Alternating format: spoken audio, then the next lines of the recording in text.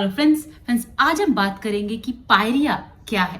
तो friends, just in case अगर आपको ऐसा लग रहा है कि आपके दांत कमजोर हो रहे हैं, दांतों में जो चबाने की जो कैपेसिटी है वो कम हो गई है, दांतों के बीच में खाना बहुत ज्यादा फंस रहा है और सबसे ज्यादा इंपॉर्टेंट एक कंटिन्यूस डल पेन आपके जॉज में बना हुआ है, इरिटेशन बनी हुई है, मन करता है कुछ पिन डाल दें, कुछ वहां से निकाल लें, एक प्रेशर सा क्रिएट हो चुका है। तो फ्रेंड्स, बहुत पॉसिबिलिटी है कि आपको पायरिया हो चुका है और वो काफी एडवांस लेवल पर पहुंच गया है। फ्रेंड्स, आज इस वीडियो में हम बात करेंगे कि पायरिया क्या है, इसके मेन साइन और सिम्टम्स कौन से हैं और इसका सही इलाज क्या है। तो फ्रेंड्स, आज का वीडियो बहुत इंपॉर्टेंट होने वाला है, लास्ट तक बने रहिएगा। चैनल को सब्सक्राइब नहीं किया तो प्लीज कर लीजिएगा। Here we go. Hello friends, I am Dr. Pratibha, oral implantologist, laser specialist and periodontist. Friends, मैं Imperial Dental गुरुग्राम इंडिया की फाउंडर और हेल्थ सर्जन हूँ और आज मैं आपको बताने वाली हूँ कि ये पायरिया आखिरकार है क्या और इसका सही इलाज क्या है, जिसकी मदद से हम पायरिया जैसी बीमारी, जो बहुत खतरनाक बीमारी है, इसको जड़ से खत्म कर सकते हैं। तो फ्रेंड्स, सबसे पहले जाने कि पायरिया है क्या। फ्रेंड्स, पायरिया का जो सही टर्मिनोलॉजी है उसे कहा जाता है पेरियोडोंटाइटिस। पेरी मतलब सराउंडिंग, ओडोंटो मतलब दांत और आइटिस मतलब इन्फ्लेमेशन। तो जब दांत के चारों तरफ जो टिश्यूज होते हैं उनमें जब इन्फेक्शन हो जाता है, इन्फेक्शन की वजह से सूजन हो जाती है, तो फ्रेंड्स वो सारे टिश्यूज को गलाना चालू कर देता है और जो टूथ का सपोर्ट है वो खत्म होने लगता है और आपको ऐसा लगता है कि आपके दांत कमजोर हो रहे हैं। लेकिन फ्रेंड्स, ये प्रॉब्लम सिर्फ दांत या मुंह तक लिमिटेड नहीं है।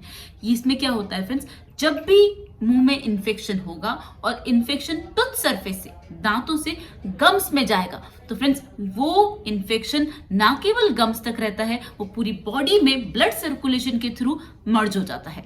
अब आपके मुंह में जो इन्फेक्शन है अब आपकी बॉडी में ब्लड के थ्रू ट्रांसफर होगा और मुंह के थ्रू तो जाएगा ही जाएगा, जो भी आप कुछ खाएंगे पिएंगे वो अंदर तो जाएगा ही जाएगा और ब्लड भी इन्फेक्टेड हो जाएगा। तो इसका आप समझते हैं कि इससे क्या मेजर प्रॉब्लम हो सकती है। फ्रेंड्स, अगर आपने गम डिजीज को इग्नोर किया, जॉ बोन, जब बोन में इन्फेक्शन हो जाता है उसे इग्नोर किया, फ्रेंड्स ये इन्फेक्शन आपकी पूरी बॉडी में स्प्रेड होता है।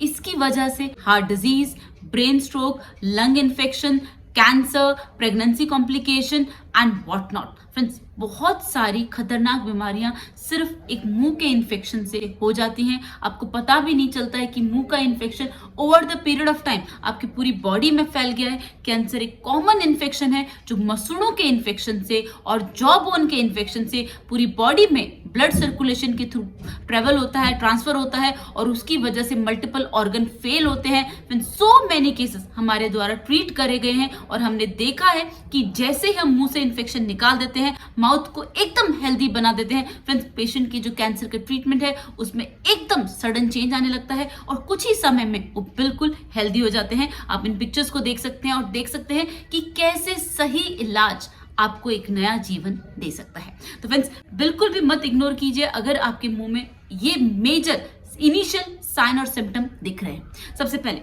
अगर आपको ऐसा लग रहा है कि मसूड़ों में सूजन है, पहला वहां पर दांतों के बीच में खाना फंस रहा है, वहां पर कैविटीज हैं।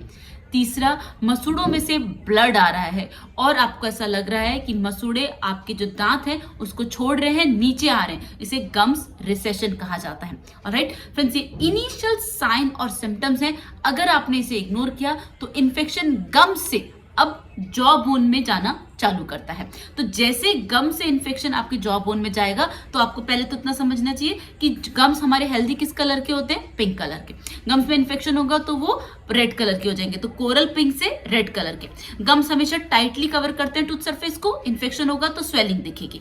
गम्स में कभी भी आप देखेंगे वो हमेशा अपने सही पोजिशन पे होने चाहिए, मतलब नेक ऑफ द टूथ पे, लेकिन जैसे इन्फेक्शन होगा वो नीचे जाने लगेंगे। हेल्दी गम्स में कभी भी वो अपने नेक ऑफ द टूथ को नहीं छोड़ेंगे, वो टूथ को एकदम टाइटली होल्ड करके रखते हैं। हेल्दी गम्स में कभी भी खाना नहीं फंसेगा, जो आपके इन्फेक्शन होगा वो दांतों के बीच में खाना फंसेगा, आपको खुद ही पता चल जाएगा over the period of time अब वो खाना भी फंस रहा है और दांतों में कैविटी भी आ रही है, रिमूव करते हैं तो ब्लड आ रहा है। ऑलराइट, तो ये तो हो गए गम्स इन्फेक्शन के sign and symptom.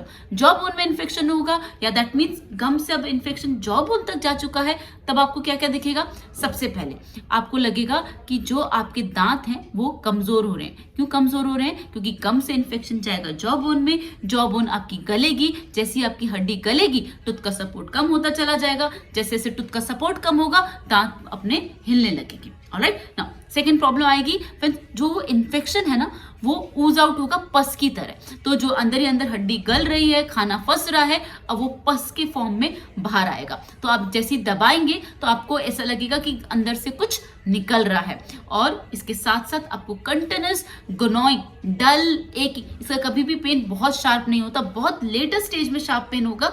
Initial stages that mean jaw bone के इन्फेक्शन की इनिशियल स्टेजेस में आपको कंटिन्यूस डल एकिंग पेन बना रहेगा। जब दांत में कैविटी होती है तो शार्प शूटिंग पेन होता है, लेकिन जब जबड़ों में दर्द होता है तो आप लोकलाइज इसको नहीं कर सकते कि किस जगह पे पेन हो रहा है, कंटिन्यूस जॉ में पेन रहता है और वो डल एकिंग होता है, राइट। लेकिन अगर वो पेन काफी टाइम से है, दैट मीन्स पायरिया आपका काफी लेटर स्टेज में चला गया है, तो फिर आपको शार्प शूटिंग पेन होगा। आपको सिर्फ ऐसा लगेगा मैं पानी मुंह में भर के रखूं, दांतों को जोरों से दबाऊं, दैट मीन्स बहुत इन्फेक्शन अभी बढ़ गया है। ऑलराइट, अब इसके बाद क्या होगा? दांत हिलने लग जाएंगे। ऑलराइट, अब हमको करना क्या है फ्रेंड्स? बहुत सारे केसेस में जब दांत हिलते हैं तो बाहर फेस पर भी स्वेलिंग आ जाती है, तो ये कुछ मेजर साइन एंड सिम्टम्स हैं। जब भी पायरिया होगा तो आपको ये सिम्टम्स जरूर दिखेंगे। ऑलराइट, अब इसका इलाज क्या है? तो फ्रेंड्स पायरिया का जो एकमात्र सही इलाज है वो है फ्लैप सर्जरी। फ्लैप सर्जरी क्या होता है फ्रेंड्स? फ्लैप सर्जरी मतलब जो मसूड़े हैं,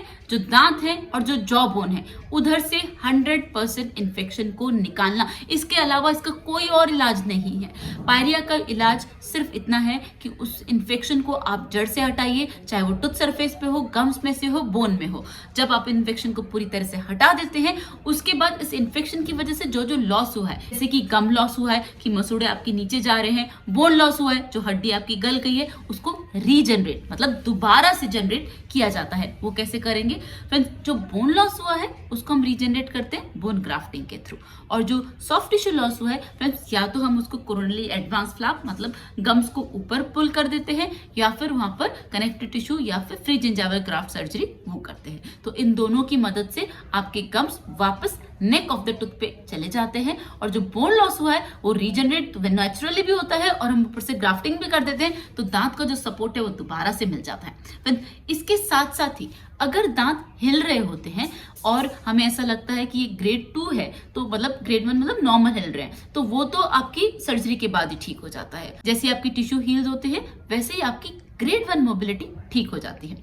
लेकिन अगर ग्रेड 1 से ज्यादा मोबिलिटी है, मतलब दांत थोड़े ज्यादा हिल रहे हैं, तो फ्रेंड्स उसमें हम क्या करते हैं? स्प्लिंटिंग। और फ्रेंड्स स्प्लिंटिंग की मदद से आप कितने भी हिलते हुए दांतों को दोबारा फिक्स कर सकते हैं। ऑलराइट, तो फ्रेंड्स अगर आपके बहुत ही ज्यादा दांत हिल रहे हैं फिर भी मत घबराइए, सिर्फ इन्फेक्शन रिमूव कीजिए और स्प्लिंटिंग की मदद से जो आपके दांत हिल रहे हैं उनको फिक्स कराइए। आपको ऐसा लगेगा ही नहीं कि आपके मुंह में कोई भी इन्फेक्शन था, आपको ऐसा लगेगा ही नहीं कि आपका कोई भी दांत निकल गया।